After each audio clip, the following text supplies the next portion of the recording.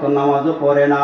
আর নামাজি বন্ধু ডাক দেখা বাইরে, দুনিয়ার ইনকাম যদিও তোর বেশি, কিন্তু তুই ইহকাল কামাইছস, দুনিয়া কামাইছস। আর আমি জোহরের টাইমে জোহর পড়া লইছি, আসরের সময় আমি আসর নামাজ আদায় করে নিছি, মাগরিবের সময় আমি মাগরিব আদায় করে নিছি। কয়েকদিন আগে এক জায়গায় মাহফিলে গেলাম, আল্লাহু আকবার, খুব খেয়াল করেন, 10টা ছেলে দাঁড়া হয়ে গেছে, হুজুর মাথায় পাগড়ি দেওয়া লাগবো। আমি কই ঠিক আছে, ছেলেগুলোকে নিয়ে আসেন। সবগুলো ছেলের সামনে এটা দাঁড়া করাইছি। তাকায়া দেখি গো, একটা ছেলেকে দুইজনে টাইনা উপরে উঠাইতেছি।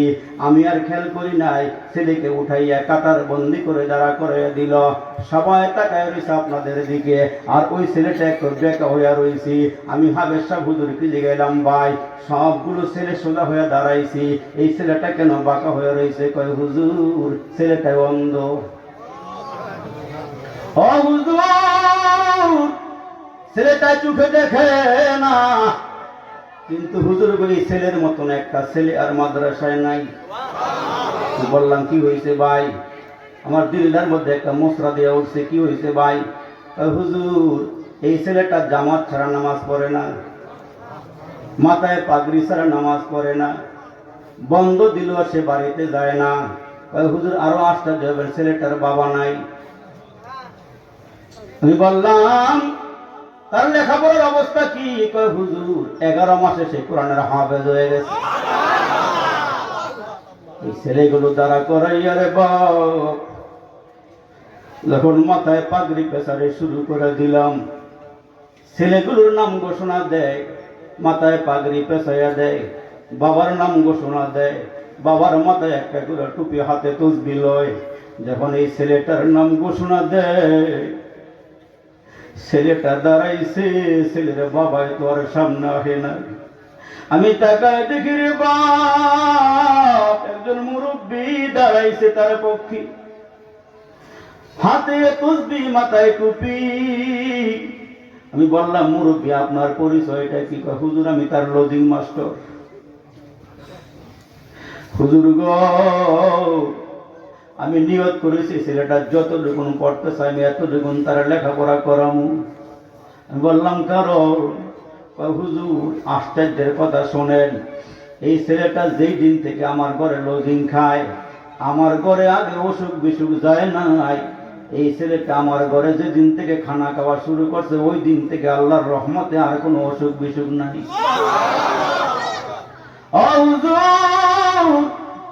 হুজুর গো, আরো কথা শুনবেন না? আমি বললাম শোনান। হুজুর এই ছেলেটা আমার ঘরে খানা খাওয়ান যেদিন থেকে শুরু করছে, আমি একজন কৃষক, গরিব মানুষ, আমি খেতে ধান লাগাই, ধান লাগাইয়া যখন ধানের মধ্যে সার দেওয়া লাগে, কীটনাশক ঔষধ দেওয়া লাগে, আল্লাহর রহমতে হুজুর আমার ধান ক্ষেতের মধ্যে কোনো পোকা লাগে না, আমার কোনো সার দেওয়া লাগে না, কীটনাশক ঔষধ দেওয়া লাগে না গো হুজুর। আমি বললাম আরো কিছু? কয় হুজুর শোনেন, অন্য অন্য জমিনের দান হইলে 15-20 মন হয়, আর আমার ক্ষেতের মধ্যে দান হয় 35 থেকে 40 মন। হুজুর গো, আমি ছেলেকে আমার ঘরের মধ্যে নিয়ে আমার জীবন সফল।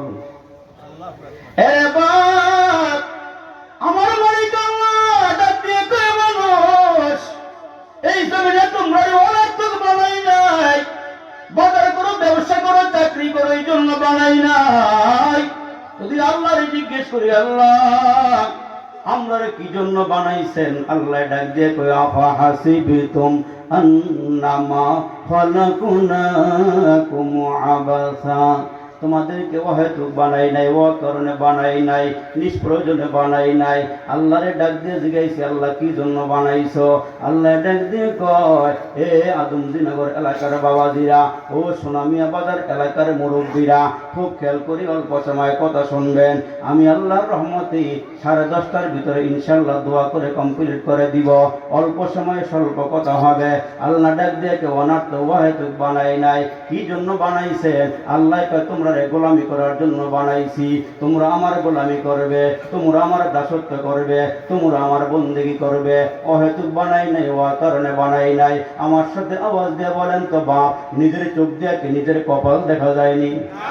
একটু আওয়াজ দিয়ে বলেন। নিজের চক্ষু দিয়ে নিজের কপাল দেখা যায় না? কপালের মালিক আল্লাহও দেখা যায় না? ইমাম গাযালী রাহমাতুল্লাহ আলাইহি ডাক দিয়ে উম্মত, তোমার চক্ষু দিয়ে তোমার কপাল দেখা যায় না, ওই কপালের মালিক আল্লাহরও দেখা যায় না। তোমরা দরগা দুর্গা বাজারে মাজারে সেজদা না দিয়া কেবলমাত্র শুধুমাত্র আল্লাহকে উদ্দেশ্য করে সেজদা দিবা ফরসি। এই সেজদা কবুল হয়ে গেলে আমার মালিক উঠাইয়া নিবে মাওলা পাকের আরশি। আরে হুজুরে আওয়াজ করে বলেন আল্লাহু আকবার। আল্লাহ ডাক দিয়ে মানুষ, আমি তোমরা বড় আদর করে মায়া করে মোহাব্বত করে বানাইছি। হায়ওয়ান জানোয়ার গরু ছাগল আমি আল্লাহ এত সুন্দর করে বানাই নাই। আমরা নবী ডাক দিয়ে কয় দুনিয়া খলিকাত লাকুম ওয়া আনতুম খলিকতুম লিল আখিরা। দুনিয়ার সব মাখলুক এ মানুষ তোমরা গোলামি করবি, আর তোমরা কেবলমাত্র শুধুমাত্র গোলামি হবে কার? আর ধরে বলতে হবে কার?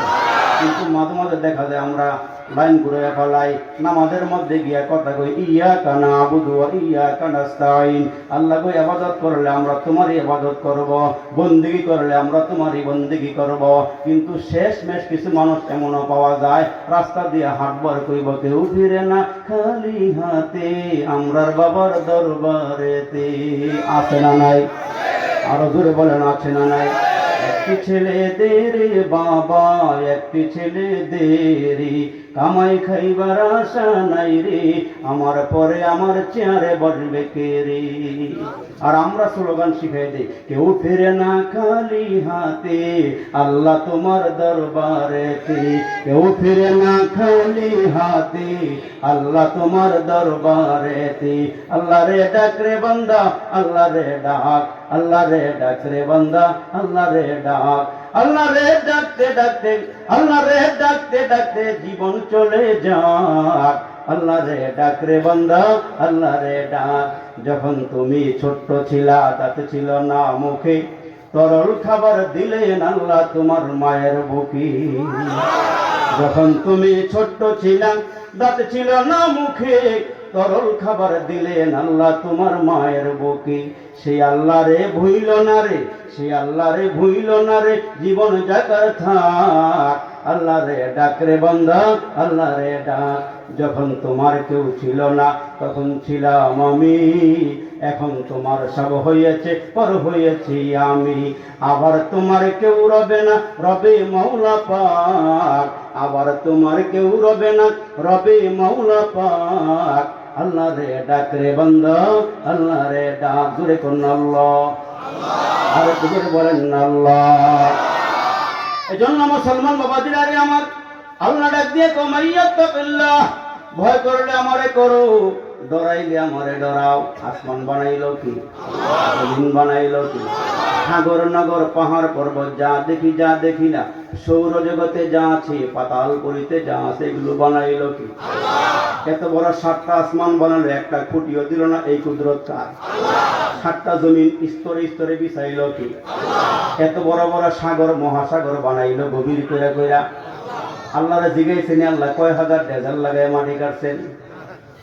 এত বড় বড় পাহাড় বানাইছেন রে মালিক, ওই পাহাড়ের মাটিগুলো পাথরগুলো একসাথে করতে গিয়ে কয় হাজার শ্রমিক লাগাইছেন? আল্লাহর একবার জিগাইছেন আল্লাহ গো, এত বড় করে দুনিয়া বানাইলেন, আপনি কয় হাজার শ্রমিক লাগাইছেন? আল্লাহ ডাক দিয়া বলেন ইন্নামা আমরুহু ইযা আরাদা শাইআন আইয়াকুলা লাহু কুন ফায়াকুন। আল্লাহকে আমি সব হুকুম দিয়ে বানাইছি, আর তোমরা মানুষকে খলাক খলাক খলাক তো বিয়া দেই আমার কুদরতি হাত দিয়ে বানাইছি। এজন্য আল্লাহ ডাক দিয়ে ডরাইলে আমারে ডরাও। এই আয়াতে কারিমাটা কেন নাজিল হয়েছে একটু প্রেক্ষাপটটা বলেই দোয়া করে দেই। আল্লাহ নবী যখন মক্কা নগরীতে আইসা, মক্কা নগরী থেকে হিজরত করে মদিনাতুল মুনাওয়ারায় গেলেন, মদিনায় যাওয়ার অনেক লম্বা ইতিহাস আছে। এর বাপ আল্লাহ নবী যখন মদিনাতুল মুনাওয়ারায় গেলেন, ওখানে যাওয়ার পর ওই যে নবীর জন্য বানানো ঘর, আল্লাহ নবী দুনিয়াতে আসার 1000 বছর আগে তুব্বা আউয়াল হিমিয়ারি বাদশা আমার নবীর লেগে একটা ঘর বানায় গেছিল। আমার নবী হিজরত করে ওই ঘরের মধ্যে গিয়ে উঠছিলেন। এইখানে অনেক লম্বা ইতিহাস আছে। আল্লাহ নবী রহমাতুল লিল আলামিন মদিনায় যাওয়ার পরে দলে দলে মানুষগুলো আল্লাহ নবীর হাতে হাত রেখে কালিমা পড়ে মুসলমান হইতেছে। এরা মুসলমান মদিনাতুল মুনাওয়ারার ভিতরে একজন নেতা, তার নাম ছিল আউফ ইবনে মালিক। আল্লাহ নবী তার জন্য অপেক্ষা করতেছেন, দেখি সে আইসা কালিমা পড়ে কিনা, মুসলমান হয় কিনা। 6টা বছর পার হয়ে গেল, আউফ ইবনে মালিক কোনদিন নবীর কাছে আসতে পারে নাই। তার দলের চামচা যারা ছিল তারা আসতে দেয় নাই।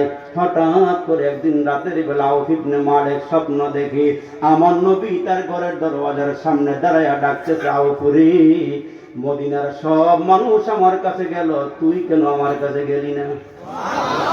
আরে একটু জোরে কোন সুবহানাল্লাহ। আউফ ইবনে মালিক এই স্বপ্ন দেখার পর ঘুম থেকে জাগ্রত হইয়া নবীজির উদ্দেশ্যে দৌড় মারছে দেখা করার জন্য। বিবির সাথে পরামর্শ করে নাই। তার একজন উপযুক্ত ছেলে ছিল, তার নাম ছিল হযরতে সালেম, তার সঙ্গে পরামর্শ করে নাই। দরওয়াজা খুইলা পাগলের ন্যায় দৌড় দিয়ে আমার নবীর ঘরের দরওয়াজার সামনে গিয়ে দাঁড়াইছে। আল্লাহু আকবার বলে। নবীজির সঙ্গে দেখা করার জন্য আল্লাহ নবীর দরওয়াজার সামনে গিয়ে যখন দাঁড়াইছে, নবীজির সাথে আর কয়েকজন সাহাবী বসা ছিল। আমার নবীর সাহাবীরা ডাক দিয়ে, নবী গো, দরওয়াজা আমরা খুলব। আমার নবী ডাক দিয়ে, না তোমরা খুইল না, আমার দিল গাওয়া দে, আমার দিল সাক্ষ্য দে, আমার আউফ ইবনে মালিক মনে হয় আমার দরওয়াজায় আসছে। আল্লাহ নবী দরওয়াজা খুইলে তাকায়, দেখে গো আউফ ইবনে মালিক নবীর দরওয়াজার সামনে দাঁড়ায়। নবীকে ওয়েলকাম, আহলান সাহলান, আসো ভিতরে আসো। আউফ ইবনে মালিক ডাক দিয়া কয়, আমি ভিতরে যাব, পরে আমি আপনাকে এক নজর ভালো করে দেখে লই। জীবনে কত চেহারা দেখছি গো, এমন মায়ার চেহারা আমি আর কোনোদিন দেখি নাই। আমার নবীকে আল্লাহ কত সুন্দর করে বানাইছেন রে যুবক। আজকে তো আমরা সুন্দরের প্রতিযোগিতা করি, আল্লাহু আকবার। কিন্তু আম্মা জান আয়েশা ডাক দিয়ে কইলা, না শামসুন ওয়ালিল আফাকে শামসুন ওয়া শামসি আফজালু মিন শামসিস সামাই। এই জগতের মানুষ, তোমরার জন্য আল্লাহ একটা সূর্য বানাইছি। ওই সূর্যটা পূর্ব আকাশ থেকে সকালবেলা উদিত হইয়া তামাম দুনিয়াটা আলোকিত করে দেয়। আর আমার মালিক আমার আল্লাহ আমার জন্য একটা সূর্য বানাইছি। ওই সূর্যটা এশার নামাজের পরে আমার ঘরে উদিত হইলে অন্ধকার ঘর আলোকিত হইয়া যায়। আমার কিন্তু সান্ত্বনা দেওয়ার আগে আগে জিবরাইল নবীজির সামনে এসে হাজির হয়ে গেছে। দেখ আল্লাহ নবী গো, আবু বকর সিদ্দিককে কাফেররা কয় এরা নাকি ক্ষতিগ্রস্ত। আবু বকর, সম্পদ কমে গেছে, টাকা পয়সা নাই, আপনি জানাইয়া দেন এদের কাছে কোনো স্কেল নাই, এদের কাছে কোনো মাপকাঠি নাই। আল্লাহ একটা সূরা দিয়ে জানাইয়া দিয়েছেন কে সফল আর কে ক্ষতিগ্রস্ত। ওই মুহূর্তে জিবরাইল আমিন নবীদের শোনায় দিলেন, নবী আবু বকরকে আপনি শোনায় দেন, ওয়াল আসরি ইন্নাল ইনসানা লাফি খুসর ইল্লাল্লাযীনা আমানু ওয়া আমিলুস সালিহাতি ওয়া তাওয়াসাউ বিল হক ওয়া তাওয়াসাউ বিস সাবর। আল্লাহ পাক জানায় দেবেন আবু বকরকে জানায়া দেন, ও নবী আপনার সাহাবীরে কয়ে দেন কিয়ামত পর্যন্ত আনেওয়ালা উম্মতরে একটা ওয়াজ শিখাইয়া দেন কে ক্ষতিগ্রস্ত আর কে সফল। এই স্কেল এদের কাছে নাই, এই মাপকাঠি দুনিয়ার মানুষের কাছে নাই। আমি আল্লাহ জানাইয়া দিলাম 4টা গুণ যার মধ্যে আছে সে হইল সফল, আর এই 4 গুণ যার মধ্যে নাই সে হলো ক্ষতিগ্রস্ত।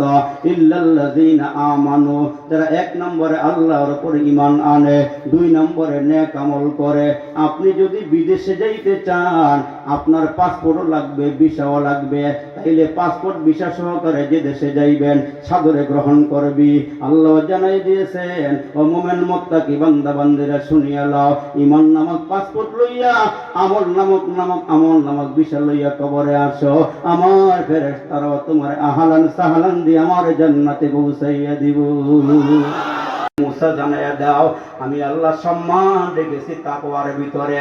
5 নম্বরে আল্লাহ পাক ডাক দিকে, মুসা মানুষগুলো ধনী হইতে চায়, আমিও ধন দিতে চাই, আমি ধন রেখেছি অল্প তুষ্টির ভিতরে। আল্লাহ যা দিছে আলহামদুলিল্লাহ। কিন্তু মানুষ চায় পর্যাপ্ত ধনের মধ্যে মানুষ ধনী হইতে চায় না। আমি ধনের মধ্যে ধনী রাখি না। লাইসাল গানা আন কাসরাতিল আর কাসরাতিল আর ইন্নামা জ্ঞানান নফ। যার নফস ধনী সেই হইল বড় ধনী। টাকার দ্বারা মানুষ ধনী হইতে পারে না। বড় লোকরা জিজ্ঞাসা, ভাই কেমন আছেন? হুজুর আরো টেহার দরকার। 3টা ফ্যাক্টরি আছে, আরেকটা হইলে ভালো হইতো। 4টা আছে, আরেকটা হইলে ভালো হইতো। বাজারে দোকান কয়টা আছে? 10টা আছে, আর 5টা হইলে ভালো হইতো। কিন্তু আল্লাহ ডাক দিয়ে কয়জন দেখেছি অল্প তুষ্টির ভিতরে, কিন্তু মানুষ গিয়া ধন খুঁজে ধনাত্মের ভিতরে। 5 নম্বরে মানুষ, 6 নম্বরে মানুষ আমার নিকটে দোয়া কবুল করাইতে চায়। আমিও মানুষের দোয়া কবুল করতে চাই।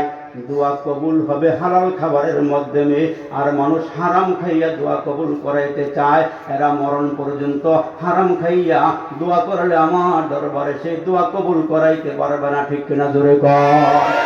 এজন্য কিতাবের ভিতরে আছে, একজন আল্লাহর অনেক বুজুর্গ এই কথাটা বলে দোয়া করে দেয়। আল্লাহর অনেক বুজুর্গ মুসলমান বহু দূর থেকে সফর করে, মনে করেন সোনামিয়া বাজারের মসজিদে আসছি। রাতের বেলা এসে মনে মনে নিয়ত করছে আমি মসজিদে অবস্থান করব, আজকে রাত্রটা আমি এখানে থাকবো। ভিন্ন দেশের মানুষ, মুসাফির মানুষ এসে বারান্দার ভিতরে শোয়া। এমন সময় একজন যুবক হালাল খাবার খায়, হালাল পথে চলে। এশার নামাজটা জামাতে পড়তে পারে নাই।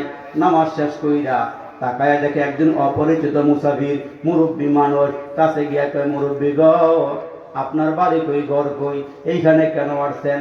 বাবা আমার বাড়ি অনেক দূরে, আমি আসছি সফর কইরা এলাকার মসজিদে আমি সফর করব, নিয়ত করেছি এখানে আমি আজকে রাত যাপন করব। খানা খাইছেন নি? বাবা রে, আমি মুসাফির মানুষ, আমার পেটে কোনো খাবার নাই, ক্ষুধার্ত অবস্থায় আছি। হুজুর ঠিক আছে থাকেন, আমি বাড়িতে যাই। ঘরে গিয়ে বিবিরে জিজ্ঞেস করে, বিবিরে খানা আসেনি? কয় তুমি মাসিক যে বেতন পাও, এই বেতন ধারাবাহিকভাবে চালাইতে গিয়া আমরা 3টা রুটি রাতের বেলা পাক রান্না করি, 3টা রুটি ভাজি। একটা রুটি আমি খাই, একটা রুটি তুমি খাও, আর একটা রুটি সন্তান খায়, এর বেশি আমাদের ঘরে কোনো খাবার নাই। ওই যুবকটা ডাক দিয়ে, বিবিরে 2টা রুটি তুমি একটা খাও, তোমার বাচ্চার একটা খাওয়াও, আমার বাগেরটা আমারে দিয়ে দাও। আল্লাহু আকবার। ওই যুবক নিজের রুটি লইয়া মুসাফিরের কাছে আইসা কয়, মুসাফির আমার ঘরে পর্যাপ্ত খাবার নাই, একটা রুটি আমার বন্টনে আছে, এটা আপনি খাইয়া একটু আরাম করেন। ওই মুসাফিরকে যুবক একটা রুটি খাওয়াইয়া, মুসাফিরকে খাওয়াইয়া ঘুম পাড়াইয়া যুবক বাড়িতে চলে গেল।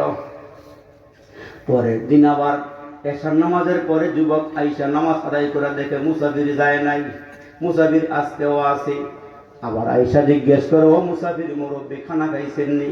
কয় না না না, খানা খাই নাই। কয় তাইলে থাকেন, আমি বাড়িতে যাই। আল্লাহু আকবার। বাড়িতে গিয়া বিবিকে ডাক দেখে, বিবি রে ঘরে খানা আসেনি? কয় ওই যে রুটিন অনুযায়ী আজকেও 3টা রুটি আছে।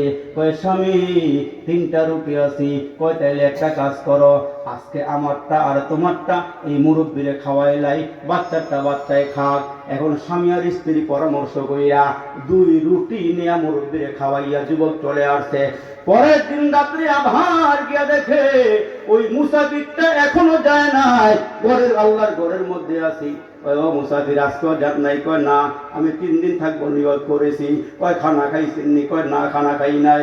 তাহলে একটা কাজ করে অপেক্ষা করেন, আমি বাড়িতে যাই। ঘরে গিয়ে জিজ্ঞেস করে, বিবিরে ঘরে কোনো খানা আসেনি? কয় 3 রুটি আজকেও আছে। তাইলে মুসাফির যেহেতু আজকে চলে যাবে, মুসাফিরে 3টা রুটি খাওয়াইয়া দেই, মুসাফির আমরা লেগে দোয়া করব। 3 রুটি নিয়ে মুসাফিররা খাওয়াইয়া দিছে। চতুর্থ রাত্রে আবার গিয়ে দেখে মুসাফির যাওয়ার সময় হয়ে গেছে, চলে যাবে। মুরব্বী ডাক দিয়ে কয়, ও মুসাফির আপনি কি আজকেও আছেন? কয় না, আজকে চলে যাব। কয় যুবক বসো, আজকেও থাকতাম, কিন্তু আমি আজকে আর থাকতে পারতেছি না, কারণ তোমার বইলা যাবো। তুমি যে আমার 3 দিন খানা খাওয়াইছ, আমি কেন মসজিদ থেকে যাই নাই জানো নি?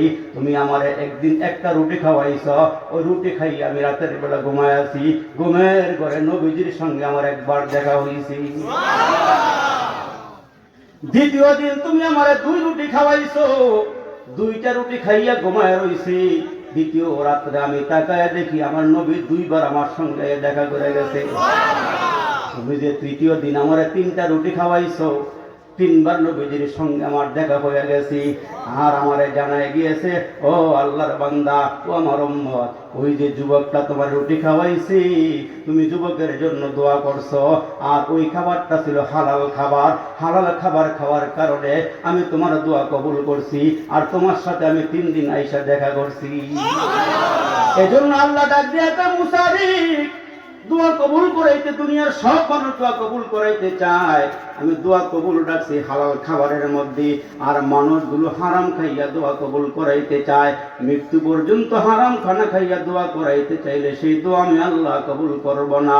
এই জন্য আমরা রসুল কাতলাবো কাসবিল হালালি ফারিদাতুন বাদাল ফারিদা, ফরজ নামাজের পরে, ফরজ ইবাদতের পরে হালাল রিজিক খাওয়া ফরজ, হালাল রিজিক অন্বেষণ করাও ফরজ।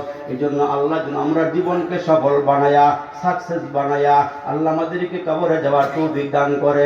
যত ওয়াজবিল হোক না কেন বাবা, নিজেকে শুদ্ধ করে নেন, আত্মশুদ্ধি করে নেন। এখন থেকে নিয়ত করে বলান, 5 ওয়াক্ত নামাজ ছাড়ব না, বিবিকেও নামাজ পড়াবো, বাচ্চাদেরকেও নামাজের হুকুম করব। আমি অশ্লীল বেহায়া